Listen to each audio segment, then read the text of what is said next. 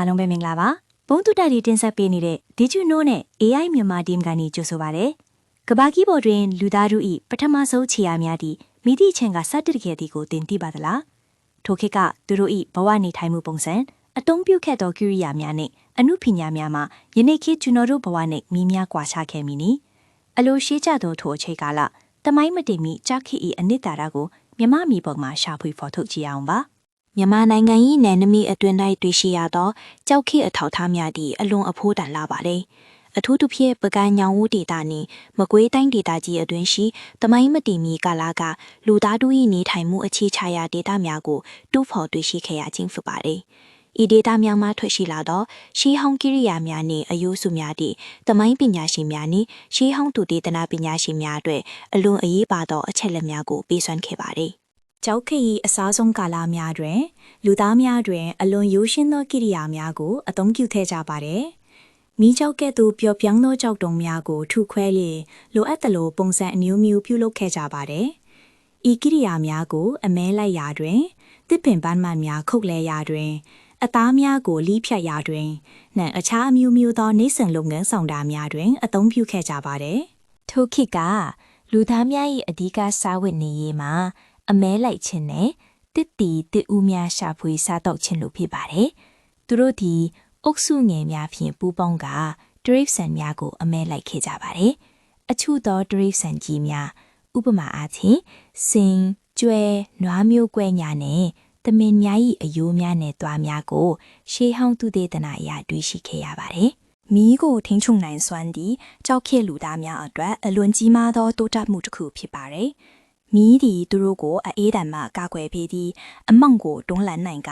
အသားများကိုလှော်စားခြင်းဖြင့်ပိုမိုစားကောင်းစေပြီးပိုးမွားများနှင့်အန်ဒရရှိသောတရိษံများကိုလည်းဝေဝေးထားနိုင်စေပါတယ်။မီးကိုအသုံးပြုတတ်ခြင်းကသူတို့၏အသက်ရှင်ရည်အလွန်အရေးပါခဲ့ပါတယ်။လူဖွဲ့စည်းများစတင်ပေါ်ပေါက်လာခြင်းတွင်အုပ်စုခေါင်းဆောင်များဘာသာရေးနှင့်ပတ်သက်သောယူဆများစတင်ပေါ်လာနိုင်ပါတယ်။သို့တော်လည်းကြောက်ခိ၏ယူဆောပိုက်ကလာများတွင်ယနေ့ခေတ်လိုလူမှုရေးအဆင့်အတန်းများထင်ထင်ရှားရှားရှိခဲ့သည်ဟုမဆိုနိုင်ဘူး။အညာအဖြစ်အုပ်စုတွင်ရှိအတွေ့ရှိခြင်းသူများအမဲလက်ရာတွင်ကျွမ်းကျင်သူများကဥဆောင်မှုပြီးခဲ့ကြပါသည်။ကြောက်ခိ၏နောက်ပိုင်းကာလများတွင်လူသားတို့သည်ပိုမိုကောင်းမွန်သောကြောက်ကိရိယာများကိုပြုလုပ်တက်လာခဲ့ပါသည်။ပိုမိုပါလွားသောပိုမိုထက်မြက်သောဓာတ်များလှမ်းသွားများအများစသည်တို့ကိုပြုလုပ်နိုင်ခဲ့ကြပါသည်။ဤတိုးတက်မှုများသည့်အမဲလိုက်ခြင်းနဲ့အခြားလုပ်ငန်းဆောင်တာများကိုပိုမိုထိရောက်စွာလှုပ်ဆောင်နိုင်ရန်ကူညီပေးခဲ့ပါတယ်။အမှုပညာနှင့်ပတ်သက်ပြီးလည်း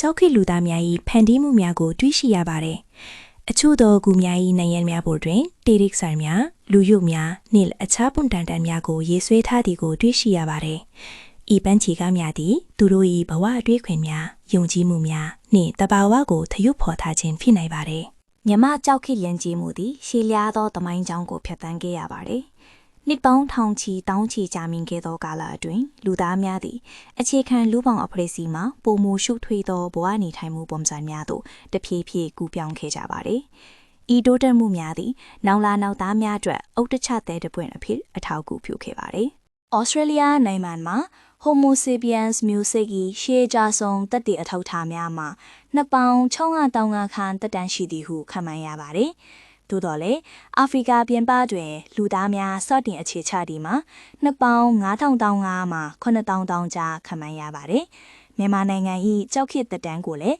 ဤအချက်များနှင့်နှိုင်းယှဉ်လေ့လာနိုင်ပါတယ်။မြန်မာနိုင်ငံ၏ပထမဆုံးလူသားများကအသုံးပြုခဲ့သောကြောက်ကိရိယာများထဲတွင်အလွန်ရိုးရှင်းသောပရိဝါရကိရိယာများဓာများထွန်ချစ်ကိရိယာများစသတို့ပါဝင်ပါတယ်။ဤကိရိယာများကိုမီးကြောက်ကြောက်စင်တာကြောက်ခဲမျိုးစုံတို့ကိုအသုံးပြု၍ပြုလုပ်ခဲ့ကြပါတယ်။အချို့သောကိရိယာများသည်အလွန်ပါလွာသည့်တိကျသောပုံစံများဖြင့်တွေ့ရှိရပါတယ်။ကူအောင်နေထိုင်မှုများသည်ကြောက်ခဲလူသားများအတွက်အလွန်အေးကျပါသောအမိုးအကာတစ်ခုဖြစ်ပါတယ်။ကူများသည်သူတို့ကိုမိုးလေအေးတံနှင့်အန်ဒရီရှိသောတရိษံများထံမှကာကွယ်ပေးပါတယ်။အချို့သောကူများတွင်ရှေးဟောင်းသူဒေသနာအရမီးခုံများကိရိယာများနှင့်အခြားလူနေထိုင်မှုအထောက်အထားများကိုတွေ့ရှိရပါတယ်။ကြောက်ခိ၏အလဲပိုင်းများတွင်ကြောက်ကိရိယာများပြုလုပ်မှုပိုမိုအဆင့်မြင့်လာခဲ့ပါတယ်။ပိုမိုပါလွှားသောရက်တိုင်ကိရိယာများလှမ်းစုများလေးများစသည့်တို့ပေါ်ပေါက်လာခဲ့ပါတယ်။ ဤကိရိယာများဤတိုးတက်မှုသည်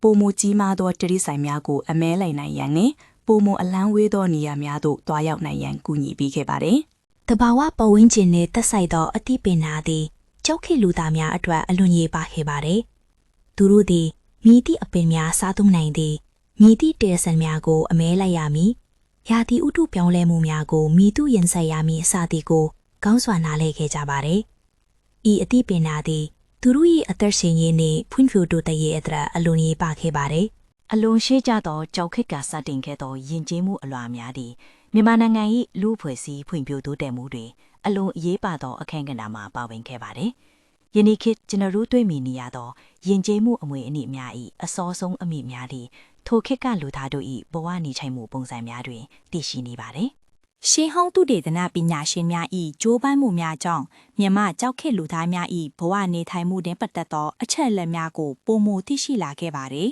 ။သူတို့၏အသုံးပြုခဲ့သောကိရိယာများအမဲလိုက်ခဲ့သောတိရစ္ဆာန်များနေထိုင်ခဲ့သောနေရာများနှင့်သူတို့၏ကဘာအမြင်ကိုနားလည်လာခဲ့ပါသည်။မြန်မာနိုင်ငံ၏ကြောက်ခေအထောက်အထားများ၏ကဘာလူသားစင်ကေးဖြစ်စဉ်နှင့်ယဉ်ကျေးမှုဖွံ့ဖြိုးတိုးတက်မှုတွင်မြန်မာဒေသ၏အရေးပါပုံကိုထင်ရှားစွာဖော်ပြနေပါသည်။ထိုခေတ်ကလူသားများ၏အလွန်ခက်ခဲပင်ပန်းသောဘဝကိုရင်ဆိုင်ခဲ့ရတော့လေ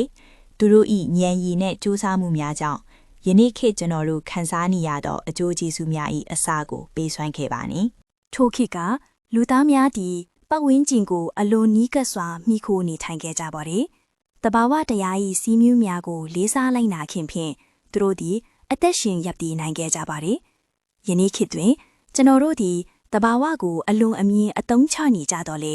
ထိုခေတ်ကလူသားတို့၏တဘာဝနှင့်ပေါင်းစည်းနေထိုင်မှုပုံစံကိုပြန်လည်လိလာတင်ပါသည်။ကြောက်ခေတ်၏အစုံပိုင်းကာလများတွင်လူသားများတွင်ပိုမိုအမြဲတမ်းနေထိုင်ရနေရများကိုစတင်တည်ထောင်ခဲ့ကြပါသည်။စိုက်ပျိုးရေးနှင့်မွေးမြူရေးတို့၏အစောဆုံးလက္ခဏာများကိုစတင်တွေ့ရှိလာခဲ့ပါသည်။ဤပြောင်းလဲမှုများတွင်လူအဖွဲ့အစည်းကိုပိုမိုရှုပ်ထွေးစေသည့်မြို့ပြယဉ်ကျေးမှုများပေါ်ပေါက်လာရန်လမ်းခင်းပေးခဲ့ပါသည်။ရှေးကိန်းမြန်မာကြောက်ခေတ်လူသားများသည်အလွန်ခက်ခဲပင်ပန်းသောဘဝကိုဖြတ်သန်းခဲ့ရတော့လေ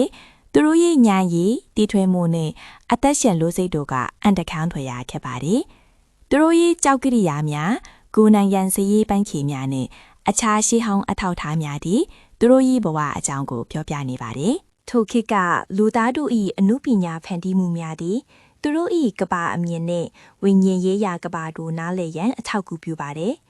အချို့သောပန်းချီကားများတွင်ရှမန်းဝတ်ဆင်ထားသောပုံများတရိษံများနှင့်ဆက်ဆက်နေသောအယူအဆများစသည်တို့တွေ့ရှိရပါသည်။ဤရာများသည်သူတို့၏ယဉ်ကျေးမှု၏အရေးပါသောအစိတ်ပိုင်းများဖြစ်ပါသည်။အနှစ်ချုပ်အားဖြင့်မြန်မာနိုင်ငံ၏ကြောက်ခေတ်သမိုင်းသည်လူသားတို့၏အစောဆုံးခြေလှမ်းများသူတို့၏ရုန်းကန်လှုပ်ရှားမှုများနှင့်အောင်မြင်မှုများကြောင့်ကိုဖော်ပြနေပါသည်။ထိုခေတ်ကအခြေခံဘဝနေထိုင်မှုပုံစံများသည်တဖြည်းဖြည်းတိုးတက်လာသောယဉ်ကျေးမှုအလွှာများအထိဤအရာများသည်ကျွန်တော်လူ၏အတိတ်ကိုနားလည်ရန်အလွန်အရေးပါပါတယ်။ဒီနည်းဝက်ကတော့ဒီလောက်ပါပဲ။နောက်ထပ်စိတ်ဝင်စားစရာအကြောင်းအရာတွေသိရဖို့ like နဲ့ follow လုပ်ထားဖို့မမေ့နဲ့နော်။